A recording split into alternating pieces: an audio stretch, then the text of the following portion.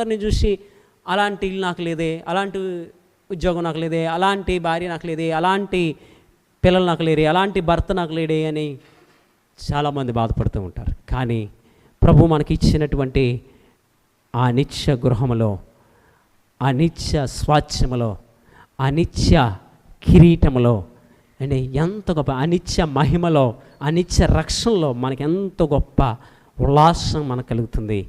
కాబట్టి ఈరోజు నేను చనిపోయినా, ఈరోజు నువ్వు చనిపోయినా, ఏదో రోజు మన ప్రాణానికి గ్యారంటీ లేదు. ఏదో రోజు కన్ను మూస్తాం, ఏదో రోజు ఈ భూమిని విడిచిపెట్టి వెళ్ళిపోతాం, సమాధి చేయబడతాం, మన మట్టి దేహం మట్టిలో కలిసిపోతుంది.